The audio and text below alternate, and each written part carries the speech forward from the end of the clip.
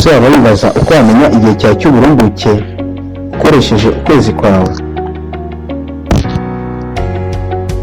Kugira ngo umenye igisubizo cy'iki kibazo ni uko wakurikirana iki kiganiro kuva ku ntangiriro zacyo kugeza ku musozo. Iki kiganiro ukaba ugiye kukigezwaho n'abandi Munyaneza Stephan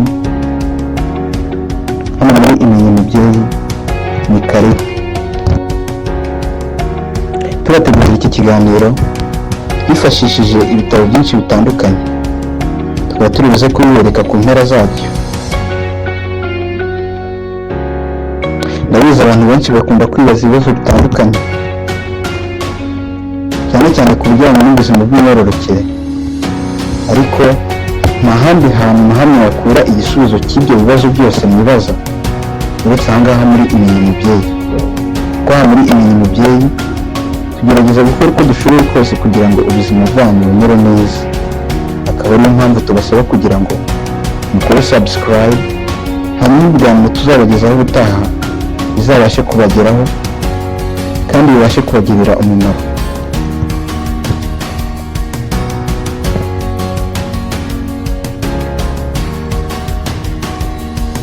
Dutangira iki kiganiro, ndabizi abenshi bahita bibaza ibibazo byinshi bitandukanye. Harimo abibaza ese ko dufite ukwezi guhindagurika, ese ko dufite ukwezi kudahindagurika? Ariko ndagira ngo mbabwire, tega amatwi witonze maze wumve uko wabigenza ukamenya igihe cyawe cy'uburumbuke ukoresheje ukwezi kwawe guhindagurika ndetse n'uko kwezi kwawe kudahindagurika. Ku kwezi guhindagurika hari byinshi ushobora gukora kugira ngo wamenye igihe cyawe cy'uburumbuke, ndetse no ku kwezi kudahindagurika naho hari byinshi ushobora gukora hanyuma ukaba wamenya igihe cyawe cy'uburumbuke. Ariko ndagira ngo mbanze mbabwire ukwezi k'umudamu kugira itangiriro, hari ukwezi gutoya gushoboka ndetse n'ukwezi gushobora kuba ari kunini bishoboka. Ukwezi guto gushoboka ntigushobora kongerwa n'iminsi munsi ya 21, hanyuma ukwezi kurekure gushoboka gushobora kugirwa n'iminsi 35. Nyuma y'ibyo hari ikindi kibazo muhita mwibaza muri benshi, mwibaza uburyo ko umuntu wagize iminsi 30 cyangwa 35 ashobora kuba yamenya igihe cye cy'uburumbuke, cyangwa se uwagize iminsi 21. Ari naho hasubiza ikibazo cy'abantu benshi bakunda kwibaza, ese umuntu yasama ari mu mihango? Aha ngaha nukurikira neza uraza kubona igisubizo. Uko isi igenda itera imbere niko n'ibintu byinshi bitandukanye nabyo bigenda bitera imbere. Aha ngaha twavuga nk'uburyo bwo kuboneza bwateye imbere cyane bitewe no kwiyongera kw'abantu muri iyi myaka yatambutse. Bityo bumwe mu buryo bwo kuboneza urubyaro bwagiye bubaho harimo nk'uburyo bwo gukoresha agapira, agakingirizo, urushinge, ibinini ndetse n'ibindi bitandukanye bwagiye butezwa imbere cyane kugira ngo ukwiyongera kw'abantu kugende kugabanuka. Si ibyo gusa, hari n'abandi bantu bagiye batsimbarara bagashaka kuba bakoresha uburyo bwa kamere kuba baboneza urubyaro, ndetse n'abandi bagahitamo gukoresha ukwezi kwabo kugira ngo babe baboneza urubyaro.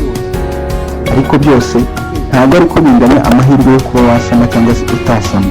Hari uburyo bumwe bushobora gutuma ugira amahirwe menshi yo kudasama, ndetse n'ubundi bushobora gutuma ugira amahirwe makeya yo kuba wasama.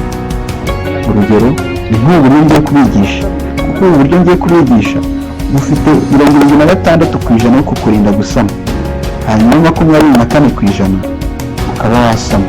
Ubwo bivuze ngo mu bantu 100 bakoresha buno buryo ngiye kubabwira 24 muri bo barasama. Akaba ariyo mpamvu bagira inama ku musozo w'iki kiganiro bashishikarizwa gukoresha agakingirizo. Reka tudatinze itangirire, dufate urugero rw'umudamu. Aha ngaha wakurikiranye igihe cyiwe bitewe n'uko agira ukwezi guhindagurika, ariko ndagira ngo mbabwire yuko utamenya yuko ufite ukwezi guhindagurika cyangwa kudahindagurika utabanje kubyicarira amezi 6 ngo birebe. Bivuze ngo ugomba kubanza ukicara amezi 6 maze ukareba yuko ukwezi kwawe guhindagurika cyangwa se kudahindagurika. Muri iri suzuma ry'amezi 6 rero dufashe yuko mu kwezi kwa mbere warabaze kuva ku itariki yaho ya 3, urabara usanga ukwezi kwawe kurangiye ufite iminsi 29. Hanyuma ukwezi kwa kabiri naho bigenda bityo, urongera urabara, buri munsi urabara itariki ya mbere waboneyeho imihango ndetse n'itariki ya mbere waboneyeho indi mihango, hanyuma usanga ufite iminsi 27. Ukwezi kwa gatatu nako kugenda gutyo, urabara kuva ku itariki ya mbere waboneyeho ya mihango uheruka kugeza ku yindi tariki ya mbere uzaboneraho indi mihango, usanga ukwezi kwa gatatu ufite iminsi 30. Hanyuma ukwezi kwa kane nako bigenza gutyo, urabara kuva kuri ya tariki ya mbere waboneyeho imihango uheruka none kugeza ku itariki uboneyeho indi mihango, usanze ufite iminsi 28. Ukwezi kwa kane urabaze, urabara kuva kuri ya tariki waboneyeho ya mihango waherukaga kugeza ku itariki uboneyeho indi mihango, usanze iminsi 29. Hanyuma bwa gatandatu cyangwa se nako kwezi kwa gatandatu ari nako kwa nyuma twakanzuriraho, urabaze usanze kuva kuri ya tariki ya mbere waboneyeho ya mihango kugeza ku itariki yindi uboneyeho indi mihango, ufite iminsi 26. Iki gihe bivuze ngo ufite ukwezi guhindagurika. Kuba ufite ukwezi guhindagurika rero hari icyo ushobora gukora maze ukaba wamenya iminsi yawe y'uburumbuke.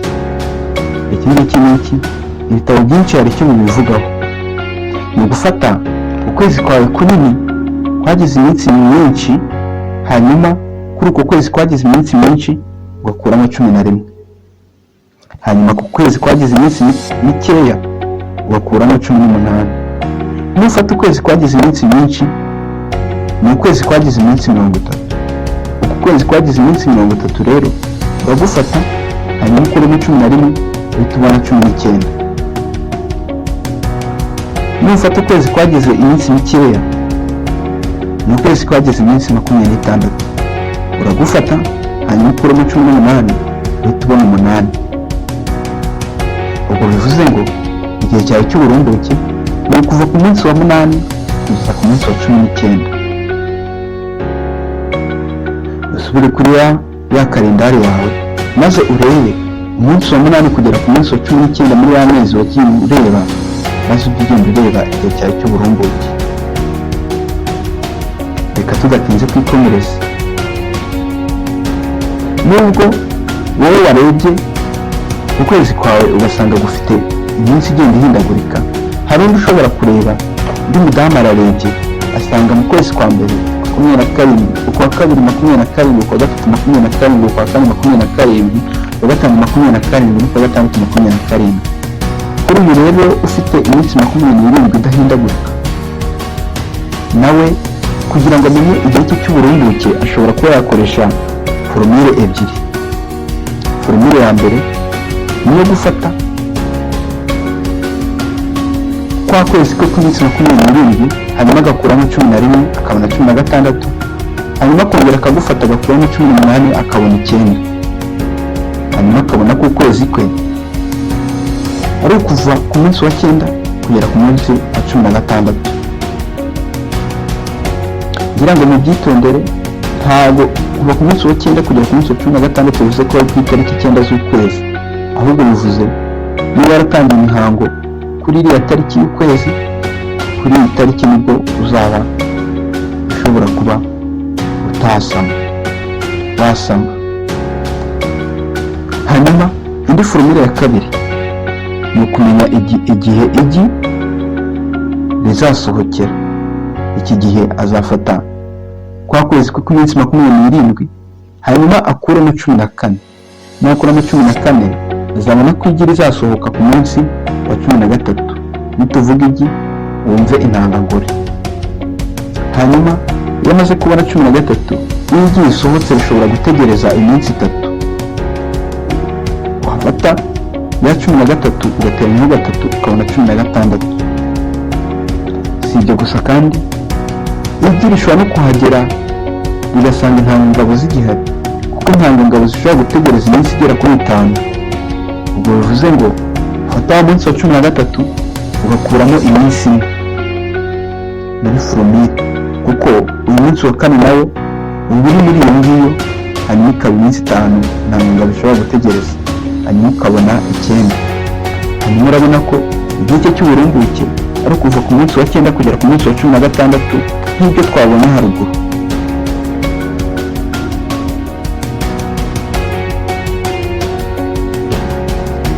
ngira ngo izi ngero zombi murazibonye ndetse mubonye n'uko zikora. abandi rero bajya bibaza ikindi kibazo, bakibaza bati ese mu gihe cy'imihango dushobora kuba twasama? nibyo rwose, kuko muri ya mezi yose twabonye, amezi cyane cyane ari munsi ya 26 rwose bikaba ko mwagira ingaruka zo gusama muri mu mihango, kuko imihango ishobora kuba yamara hagati y'iminsi 2 kugera ku minsi 8. rero ni ukuvuga ngo iyo ufite ukwezi gufite urugero, ukwezi gufite iminsi 22, iki gihe nidukoresha ya formule twabonye, aho dufata 22 tugakuramo 11, urabona ko tuzabona 11. hanyuma tugafata 22 tugakuramo 18, urabona ko tuzabona 4.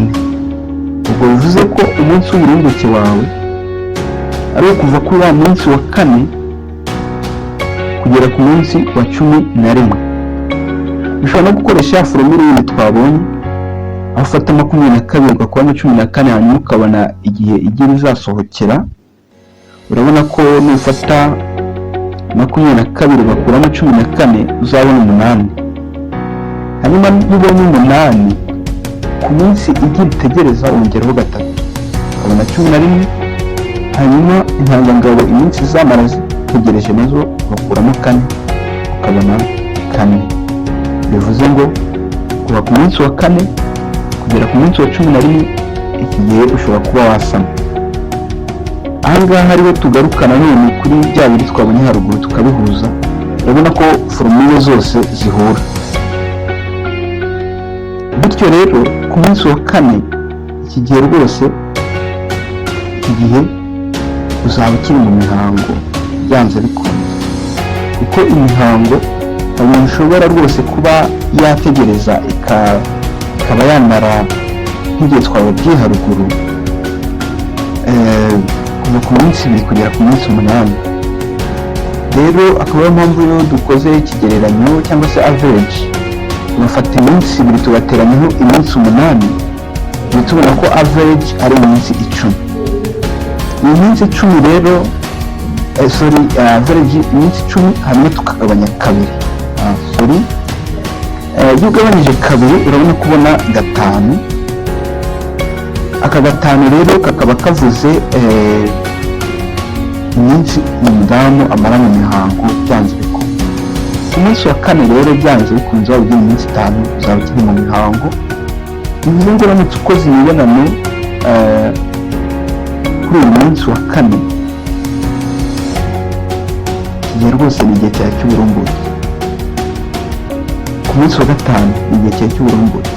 uwa 6, 7, 8, 9, 10, 11, ahantu usabwa kwitonda cyane, kubera ko iki gihe rwose uba wasama byanze bikunze.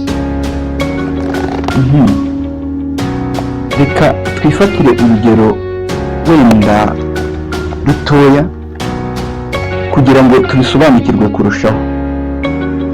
wenda dufate urugero rw'uyu muntu ufite iminsi 22. dukoreshe iki gishushanyo kugira ngo tubasobanurire neza uburyo biba bimeze. nk'uko twabibonye ko uyu muntu ufite iminsi 22, igihe cy'uburumbuke kugira ngo akimenye ni ugufata ya 22 tugakuramo 11 tukongera tugakuramo 18 cyangwa se tukaba twafata ya 22 tugakuramo 14 hanyuma tukabona 8. hanyuma kugira ngo tumenye igihe igi rizaba ryasohokeye dufata wa 8 tukongeraho 3. uruze ngo ku munsi igi rizasohoka ku munsi wa 8 kuko ufata 22 ukuramo 14 sibyo. urabona ko igi rizasohoka ku munsi wa 8. hanyuma igi tugahita turishyiraho, murabibona. hanyuma tumaze kurishyiraho igi rishobora gutegereza, cyangwa se nivuga igi mwumve intangangore ishobora gutegereza iminsi 3. aho turafata wa 8 tukongeraho 3 hanyuma tukabona 11. tukongera nanone tugafata iminsi intangangabo itegereza. intangangabo nayo ishobora kuba yategereza iminsi igeze kuri 5. ubwo bivuze yuko nuramuka ufashe wa 8 hanyuma ugakuramo 4 urabona ko bizagera ku munsi wa 4. bivuze ngo nk'uko turi kubereka iki gishushanyo, ubona ko ku munsi wa 22 niko kwezi agira, umunsi wa 4 kugera ku munsi wa 11. iki gihe uyu mudamu rwose cyangwa se uyu mukobwa ashobora kuba yasama. bityo kuva ku munsi wa 4 kugera ku munsi wa 11 agomba kuhitondera cyane. ariko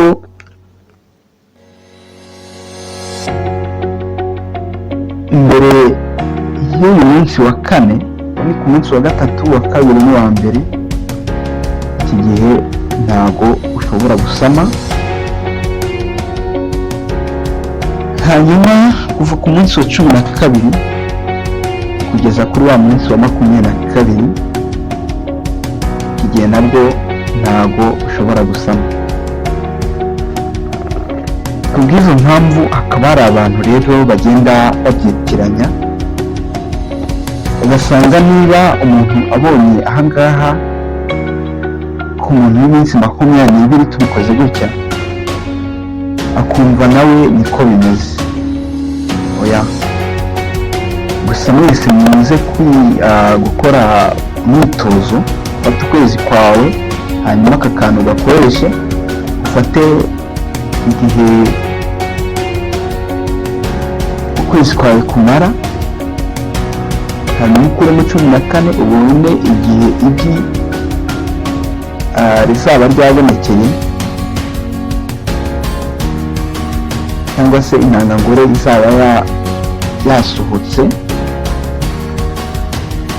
numara kuyibona ushyire kuri iki gishushanyo uwo munsi, nirangiza uteremo 3 iminsi nyuma nirangiza ukuremo 4 mbere yaho. ikindi kintu ahangaha mugomba kumenya kandi cy'ingenzi,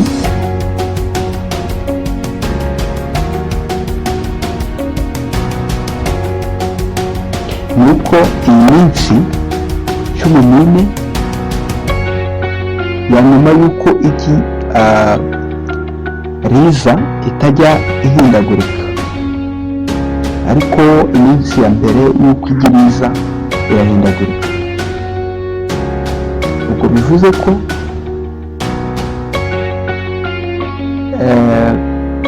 ukwezi kose waba ufite iyi minsi 14 ntabwo ihinduka, usibye igihinduka ni iminsi ya mbere yuko igi cyangwa se intangangore isa. akaba ariyo mpamvu rero ngira ngo n'abandi bafite andi mezi bakomeze kugenda babikora, ariko urebe neza yuko iminsi ya nyuma y'uko igi ryabayeho ari iminsi 14, hanyuma iminsi ya mbere y'uko igi riza yo igenda ihindagurika. Ariko nk'uko umuntu ufite ukwezi kugizwe n'iminsi 28 bya bindi twababwiye haruguru, arahita abona ko kwa kwezi kwiwe iminsi ntabwo iri buhinduke cyane, kuko urasanga iminsi 14 mbere y'uko igi riza ndetse n'iminsi 14 nyuma y'uko igi riza. Bivuze ngo iminsi y'imbere n'inyuma byose birangana. Akenshi abadamu benshi akaba ariyo bakunda kugira, nubwo aha ngaha tutabiberetse, ariko ndumva mu kiganiro twatambukije ubushize ushobora kugenda ukaba wahasanga ikiganiro kivuga ku kwezi k'umudamu kudahindagurika, kuko twakoresheje ukwezi k'umudamu ufite iminsi 28. Niyo mpamvu tutiriwe tubigarura muri iki kiganiro cyacu. Hanyuma rero kuri ba bandi bagira ukwezi guhindagurika, wenda mbagarutseho ni ukugira ngo mbereke uburyo bazajya babasha kumenya igihe cyabo cy'uburumburuke. Ni ukuvuga ngo bo ikintu baba basabwe gukora cyonyine ni ukumara amezi 6 bisuzuma. Ya mezi 6 rero ashize bisuzuma, bakagombye kumenya ko tuvuge dufata urugero, arasuzumye asanze ukwezi kwa mbere iminsi 29, kwa kabiri 27, kwa gatatu 30, kwa kane 29, ndetse ukwa gatanu 28, kwa gatandatu 26. Ahangaha rero we ntabwo ibingibi byo gukoresha iki gishushanyo bijya gupfa gushoboka, cyangwa se iyi forumire twaberetse gukuramo 14, kuko ntabwo ukwezi kwiwe twamenya byibura kunukuhi. Bityo akaba tumushishikariza kuba yakoresha iriya forumire twaberetse haruguru, aho afata 30, kuko ariyo munsi munini tubonyemo, agakuramo 11, akabona 19, hanyuma akongera agafata 26, agakuramo 18, akabona 8.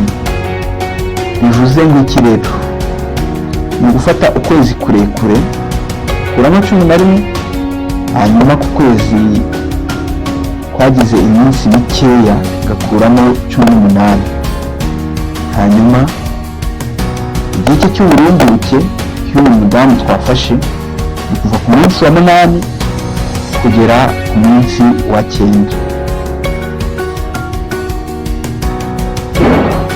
Ngira ngo dutangira iki kiganiro twababwiye ibintu byinshi bigiye bitandukanye, ndetse twanababwiye ko turababwira uko ubu buryo bushobora kuba bwakurinda gusama ku kigero cya 76%. Ubwo bivuze ngo mu badamu 100 bazakoresha ubu buryo, abadamu 76 ntabwo bazasama, ariko abadamu 24 muri abo 100 bazasama. Akaba ariyo mpamvu rero tugira ngo tubashishikarize ko mwakoresha ubundi buryo bwo kuboneza, kuko murabona ko ubu buryo butizewe 100% kuba bwakurinda gusama. Ubwo ushobora kumva tubivuze gutya ukagira ngo urabikoresha rwose ntusame, ariko ndagira ngo nkubwize ukuri yuko ushobora gusama, ndetse rimwe na rimwe ukaba wadushyiraho n'ikosa ry'uko ari twe twakubwiye gutya. Ariko hari ubundi buryo ushobora gukoresha ndetse ukaba utasama. harimo gukoresha agakingirizo, harimo gukoresha agapira ko mu kuboko, gukoresha agapira ko mu mura, gukoresha uburyo bw'ibinini, kuba wakoresha nanone uburyo bw'urushinge. Bukaba ari bumwe mu buryo ushobora kuba wakoresha rwose bukakurinda kuba wasama. Hanyuma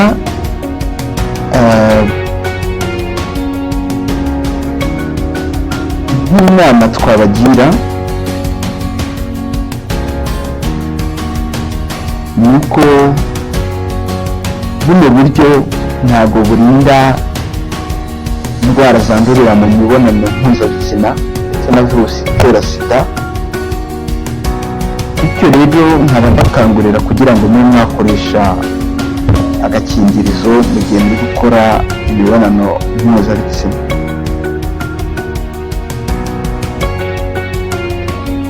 Dusoza rero nkaba ngira ngo mbabwire ko buri mubyeyi, buri mukobwa agira ukwezi kwiwe gutandukanye no kwa mugenzi we. Akaba ariyo mpamvu rero twabahaye uburyo butandukanye ushobora kuba wakoresha kugira ngo umenye igihe cyawe cy'uburumbuke.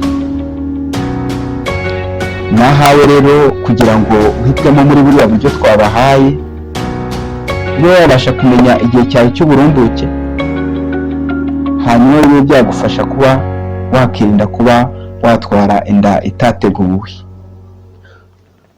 Ngira ngo mbibutse ko ubu buryo butakurinda gusama 100% nk'uko nabibabwiye, ahubwo bukurinda ku kigero cya 76%. Bivuze ngo mu badamu 100 bakoresheje ubu buryo, abadamu 24 bashobora gusama, hanyuma 76 ntabwo bashobora gusama. Ikindi ngira ngo mbibutse ni uko ubu buryo nanone budakurinda kwandura indwara zandurira mu mibonano mpuzabitsina, harimo virusi itera sida n'izindi. Bityo rero mbakangurira kugira ngo mukoreshe agakingirizo kugira ngo mwirinde ubwo burwayi. Icyanyuma, kubera ko ubu buryo butakurinda 100%, niyo mpamvu abashakashatsi batandukanye bagiye bashyiraho ubundi buryo butandukanye bwo kuboneza urubyaro, harimo nko gukoresha agapira ko mu kuboko, agapira ko mu mura, agakingirizo, ibinini, urushinge ndetse n'ubundi buryo bwinshi butandukanye. Nkaba mbashimiye rero ubwitonzi mwagize mu gukurikirana ikiganiro twabagezagaho, mbararikira kugira ngo mukore subscribe, ikiganiro cyacu cy'ubutaha kitazabacika. Murakoze cyane, Imana ibahe umugisha. Mwari kumwe nanjye Munyaneza Stéphane.